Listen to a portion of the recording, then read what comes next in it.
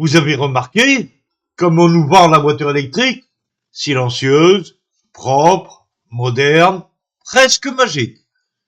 Tu roules et hop, la planète est sauvée. Mais moi j'ai un doute, un gros doute. Et aujourd'hui, je vais vous dire pourquoi j'y crois moyen. Non, j'ai pas de Tesla et je suis pas prêt d'en avoir une. Croyez-moi. Moi j'ai une voiture thermique, une vieille voiture, mais qui roule. Et franchement, même si je voulais passer à l'électrique, j'en ai pas vraiment les moyens. Les voitures neuves coûtent un bras, et même en occasion, c'est chaud. Donc déjà, faut être clair, la voiture électrique aujourd'hui, c'est un truc de riche. Et en plus, moi j'habite à la campagne. Je suis dans un petit village où on est même pas 50. Pas de transport en commun, pas de borne de recharge, et le premier magasin le plus proche, c'est une petite supérette à 12 km de chez moi. Alors si demain on m'interdit ma vieille diesel, eh ben je fais quoi? Je marche. C'est facile de parler écologie quand on habite en ville. Mais quand t'as 20 bornes pour aller bosser et que ton budget carburant c'est déjà un problème, l'électrique c'est pas vraiment une solution, C'est plutôt une punition. On nous dit, il n'y a pas de pot d'échappement, donc c'est propre. Mais pour fabriquer une batterie, il faut extraire du lithium, du cobalt, du nickel, et je sais pas quoi d'autre, dans des mines souvent à l'autre bout du monde, avec des gamins qui bossent, des nappes phréatiques polluées, des forêts rasées, et tout ça pourquoi? Pour dire, j'ai une voiture écolo, une voiture électrique. Et tiens, parlons du transport. Les matériaux pour les batteries viennent de Chine, du Congo, d'Australie. Et ils viennent comment à ton usine? À d'autres colombes? Non, en cargo.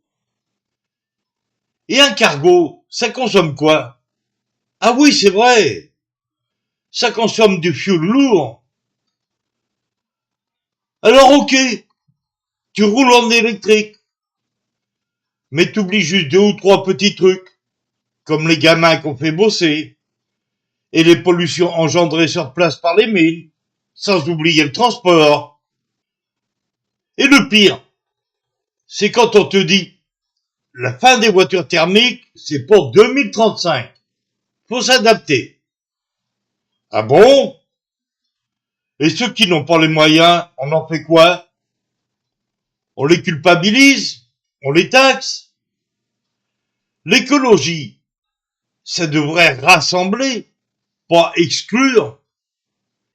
Si t'es obligé de vendre un rein pour acheter une voiture, c'est pas de l'écologie.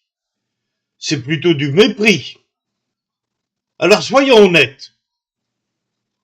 Pour les politiciens, la voiture électrique, c'est du marketing. C'est la photo facile. Le projet visionnaire a annoncé. Moi, j'ai décidé que d'ici 2035, blablabla. Mais derrière, t'as pas les infrastructures, pas les moyens pour les gens. C'est juste une belle promesse, comme d'hab. Et après l'élection, plus personne ne répond. Mais dites-moi, vous avez pas l'impression qu'on se fout un petit peu de nous, là? On veut nous faire croire que c'est l'avenir. Mais parfois, j'ai juste l'impression que c'est une transition à 2 vitesses. Une pour les riches qui peuvent se payer une Tesla et des panneaux solaires, et une pour les autres qui galèrent avec une voiture de 15 ans et se font engueuler parce qu'elle pollue. Mais par contre, faut pas se leurrer. Le pétrole s'épuisera. Et oui, soyons honnêtes, le pétrole, ça va pas durer éternellement. Bientôt, on sera obligé de trouver une alternative. Alors oui, les voitures électriques, c'est une piste. Mais imposer ça maintenant, sans être prêt, c'est risqué. Il faudrait plutôt prendre le temps de préparer le terrain. infrastructure, production d'électricité propre en masse, recyclage des batteries, solution pour tous, pas juste pour les riches. Parce que le jour où il y aura plus de pétrole, ben là, il faudra une vraie solution. Et il faudra qu'elle soit prête, cette solution. Pas une voiture électrique mal foutue, qu'on galère à charger, ou qui pollue en secret. Je suis pas forcément contre les voitures électriques. Je suis contre l'hypocrisie autour. Je suis pour qu'on cherche de vraies solutions, durables, équitables, accessibles. Pas juste un joli emballage vert autour d'un problème qu'on fait semblant de régler.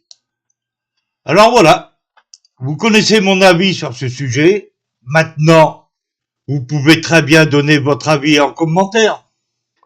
Et qui sait, un jour, ils vont peut-être nous sortir les voitures à voile.